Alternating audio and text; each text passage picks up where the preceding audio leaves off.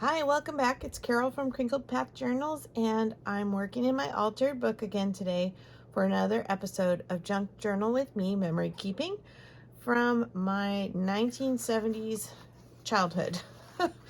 So I'm working still in my altered cookbook, and I'm getting very close to running out of pages. This is a page that I skipped a while ago because I was looking for some particular ephemera, and I still don't have everything exactly that I want, but at least I have some placeholders so that I can keep my eye out for what I want in the future. First thing that I found was this mason jar lid box from the 1970s, from February 1976, and I'm using that as a representation for my aunt's canned fruit. My aunt that was very much like a grandmother to me, my Aunt Lydia, she canned pears and peaches and other fruit, applesauce and all that. I was a very picky eater as a child, and I've talked about this a little before, but I wanted to do a page about what I ate every day.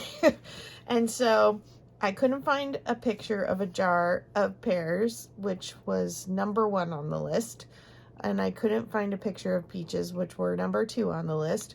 So I just found this, and I'm going to journal, and I think I'm going to use this to make a little pocket and put some of the other journaling cards inside. So that's my idea.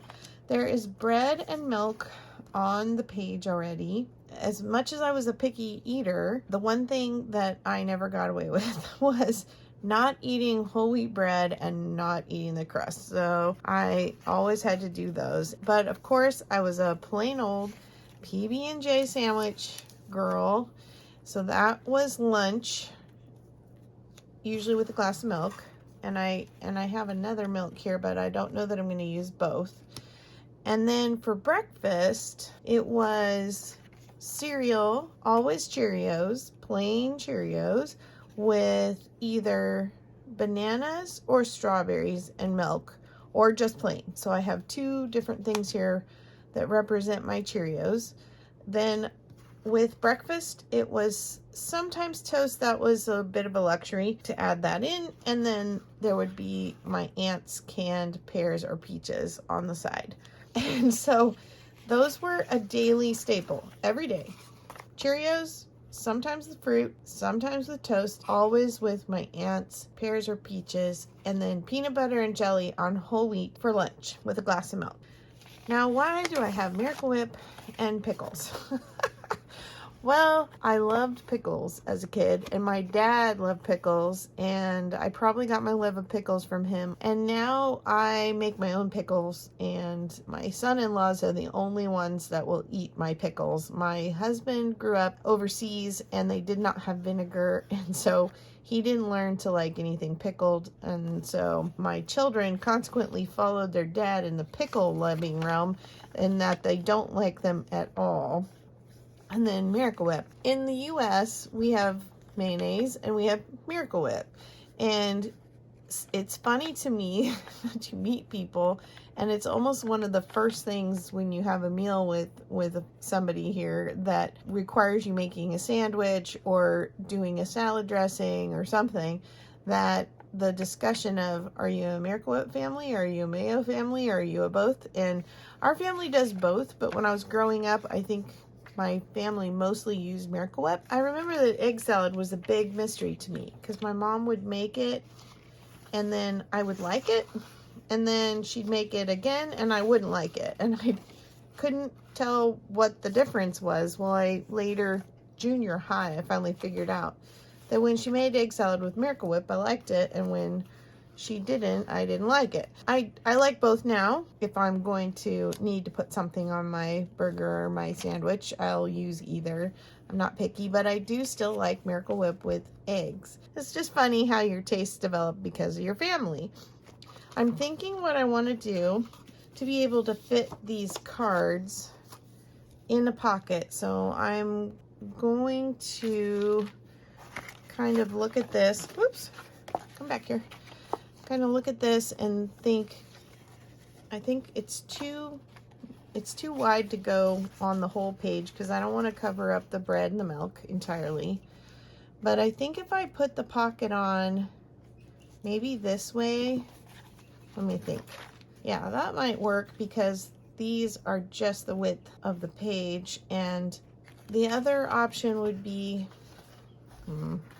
nope, that wouldn't work either. I was going to say put it at the top and make a tuck up pocket, but that's not going to work. I'm going to use the back of these cards for journaling. They are semi-glossy on the front. Our speech therapist was cleaning out her closets last summer. I said, if you have any that are outdated or you're going to toss into recycling, can I please have them? And she was very generous in setting them aside for me and getting them to me. So I really appreciate that. So that's what these are from. They're from the 80s, but I figure I was a child in the 80s too. so that'll work. So I'm going to do a pocket that way. So I'm probably going to cut some of the tags off the ends. And then I want to get my cereal on here somehow. So it may go somewhere around in here. And then maybe my Skippy might have to come down here. I may not use these cards just because I found other things with it on there.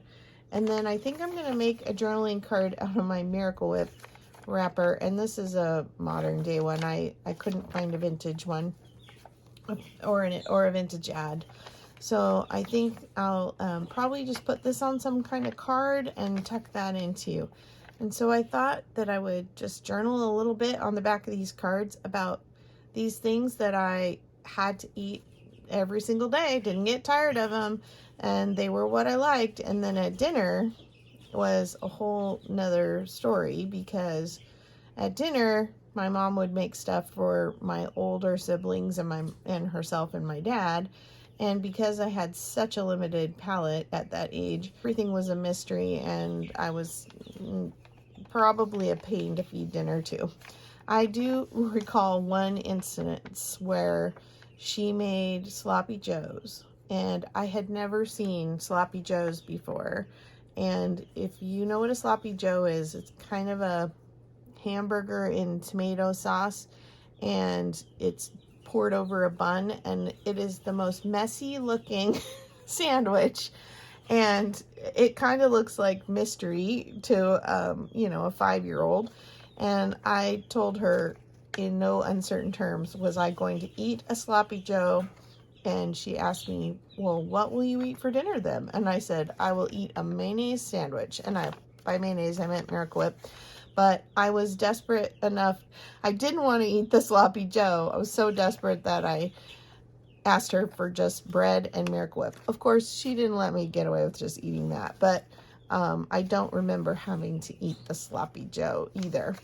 I'm happy to say I have grown to be a person who's a rather adventurous eater. I love to cook and try new things now, and so I did outgrow that compulsion to eat the same thing every day. All right, I'm going to just take you along on the ride and let you watch as the page unfolds rather than talking through the process. I think it will be pretty simple, making 3 journaling cards, getting these 2 things on the page somewhere, and making a pocket out of this. And if you haven't already, please subscribe or leave a comment about what your favorite foods were, or things you absolutely hated as a kid and refused to eat. And if your family was a Miracle Whip family or a Mayo family. So those are some fun things that I'd love to hear from you in the comments. I love to hear your stories because your stories matter. So let's get this done.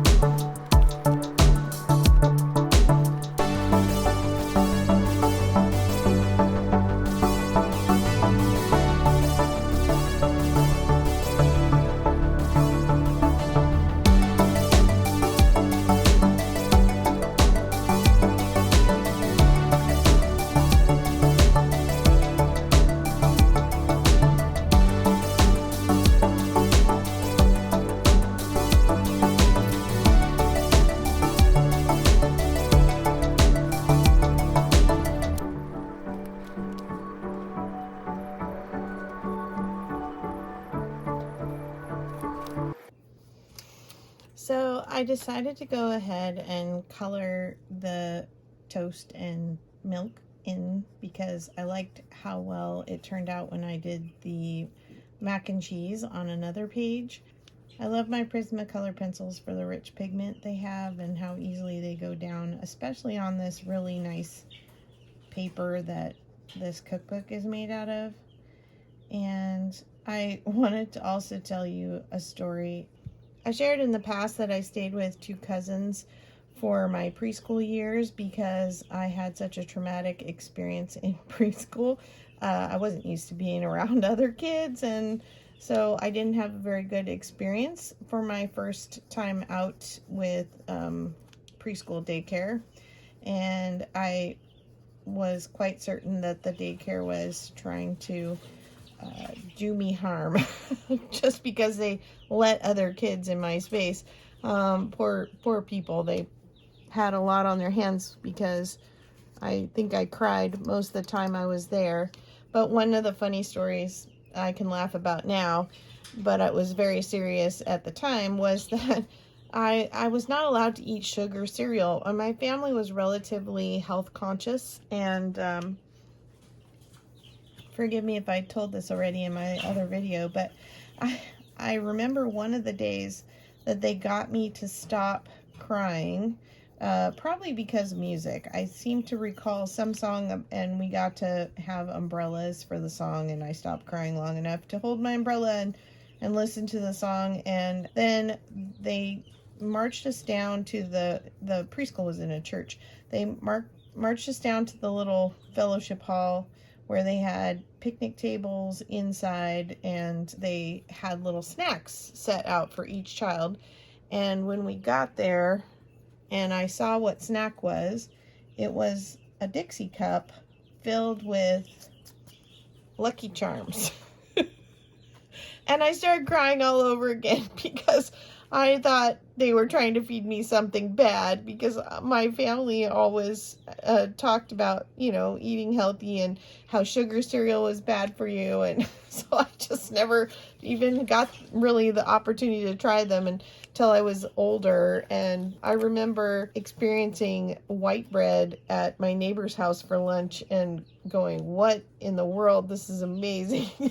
And this is probably one of my first places I ever had sugar cereal too, was good friends down the street. I would sometimes stay over with them as I got older. And then once the secret was out that, sugar cereal tasted amazing, I would beg for it. And so there was a tradition that my mom would buy a box of Fruit Loops or Apple Jacks at the beginning of each school year, and that was my one box of sugar cereal for the year.